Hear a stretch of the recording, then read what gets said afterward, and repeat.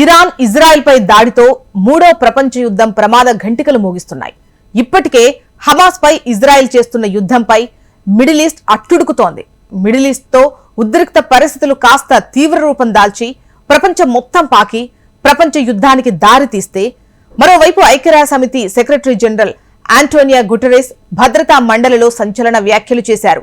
Middle east లో Iran దాడితో పెద్ద వివాదం నెలకొనబోతుంది అని చెప్పారు. అటువంటి పరిస్థితుల్లో మిడిల్ ఈస్ట్ వివాదం కాస్త మరింత ముదిరి ప్రపంచ యుద్ధానికి దారితీస్తే ఏ దేశాలు సురక్షితంగా ఉంటాయి అనే దానిపై ఆసక్తికర చర్చ సాగుతోంది. మరి అలాంటి దేశాల గురించి ఇప్పుడు మనం తెలుసుకుందాం. మొదట గ్రీన్లాండ్, డెన్మార్క్ లోని స్వయం ప్రతిపత్తి కలిగిన దేశం. ఇది రాజకీయాలకు చాలా దూరంగా ఉంటుంది. ఫలితంగా సంఘర్షణ వ్యాప్తి చెందే అవకాశాలు తక్కువ. నెక్స్ట్ దక్షిణాఫ్రికా, స్థిరమైన విదేశాంగ విధానం కలిగిన ప్రపంచంలోని సురక్షిత ప్రాంతం. మూడో ప్రపంచ యుద్ధం వచ్చినా ఇక్కడ ఎలాంటి ప్రమాదం లేకుండా జీవించవచ్చు. తర్వాత ఐస్లాండ్, సమృద్ధిగా మంచినీటి నిల్వలు, సముద్ర వనరులు, పునరుత్పాదక ఇంధన వనరులు కలిగిన ప్రదేశం. ఇది సురక్షితమైన ప్రాంతం. అండ్ అంటార్కిటికా కూడా యుద్ధం బారిన పడే అవకాశం లేదు. ఇది వార్ జోన్ లోకి రాదు కాబట్టి ఇది సురక్షితమైన ప్రాంతం. ఆ తర్వాత స్విట్జర్లాండ్, ఇది యుద్ధాలకు పోకుండా తటస్థంగా ఉండే దేశం. ఎక్కువగా ఇక్కడ పర్వత భూభాగం ఉంటుంది.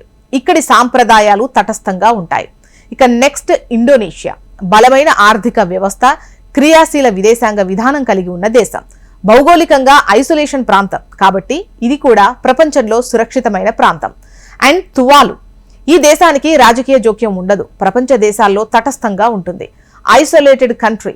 నెక్స్ట్ వచ్చేసి న్యూజిలాండ్, యుద్ధ వివాదాల చరిత్ర లేని ప్రజాస్వామ్య దేశం. సొంతంగా ఆహారాన్ని ఉత్పత్తి చేయగల సామర్థ్యం ఉన్న దేశం.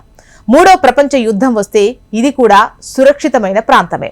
తర్వాత ఐర్లాండ్, శాంతియుత విదేశాంగ విధానం కలిగిన దేశం. ఏ కూటమికి మద్దతు ఇవ్వకుండా తటస్థంగా ఉంటుంది. సో ఇది సేఫెస్ట్ ప్లేస్.